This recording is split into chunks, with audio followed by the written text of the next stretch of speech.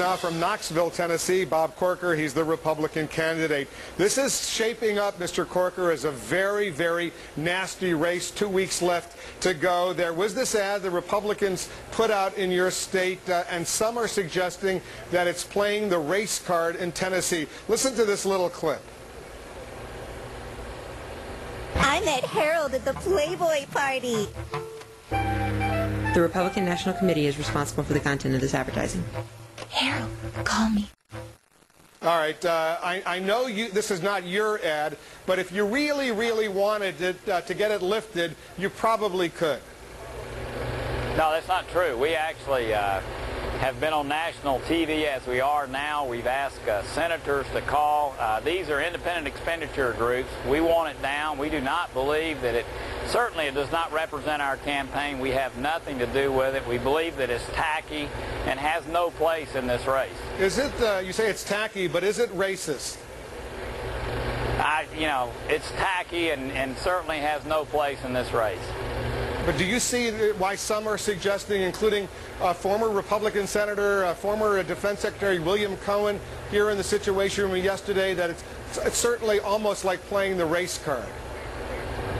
Well, again, I've seen the ad one time on a computer. I've never even seen it on television. I don't like it. I've asked for it to come down. I don't know what else we can do. I know many people are calling the RNC on our behalf to see what can be done to get it down, but we have nothing to do with it. I'm out campaigning all across the state of Tennessee, giving my message of making sure that we're safe and secure, making sure that we live within our means, making sure we pursue economic growth and preserve those great traditions that have made our state and country great. And I feel nothing but positive energy. Really, I don't hear anything about this except from the media. Obviously, we've demanded that it come down, but we're out campaigning with tremendous positive energy. Mr. Corker, excuse me for interrupting. Have you called Ken Mehlman, the chairman of the Republican Party, and asked him to pull it?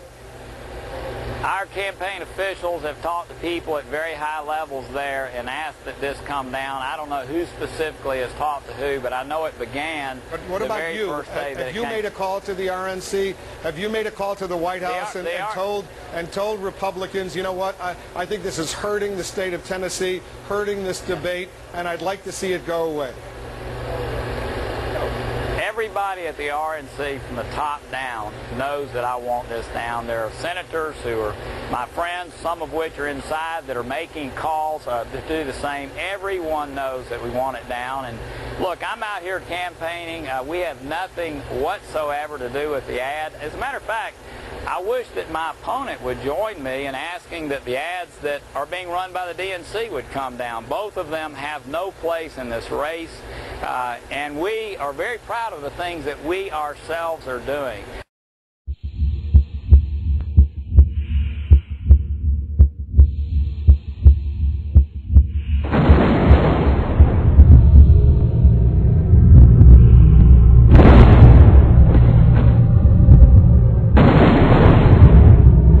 After September the 11th, I made a commitment to the American people.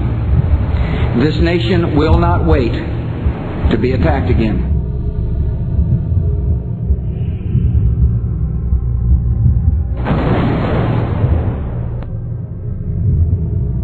The President broke the law of the United States of America. The President of the United States has been breaking the law. So you're saying that impeachment is a possibility? I'm not ruling it in or out. I'm not ruling anything out. I want to tell you something. This is a lot more serious, a lot more like an impeachable offense.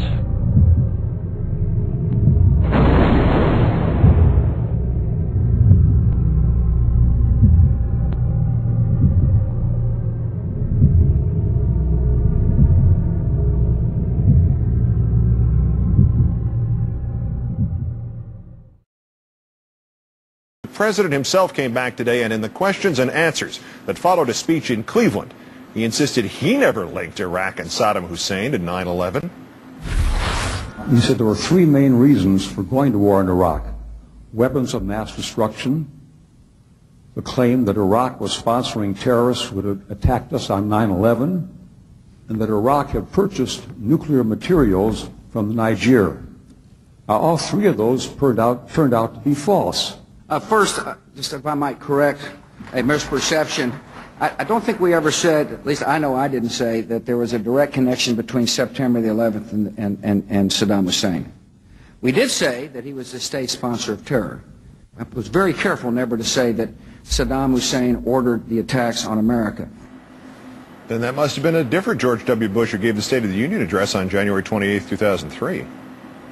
Saddam Hussein aids and protects terrorists, including members of Al-Qaeda. Secretly and without fingerprints, he could provide one of his hidden weapons to terrorists or help them develop their own. Before September the 11th, many in the world believed that Saddam Hussein could be contained. Saddam Hussein and Al-Qaeda in the same sentence, separated by 7 words. September the 11th and Saddam Hussein, 2 sentences later, separated by 6 words. In a moment, Craig Crawford joins me to discuss the fundamental remaining question: who does the president think he's effing kidding?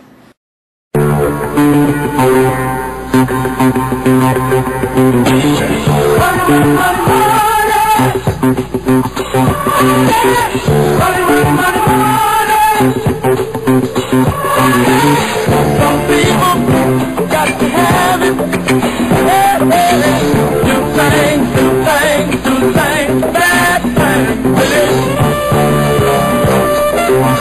Dollar bill, y'all, come on back.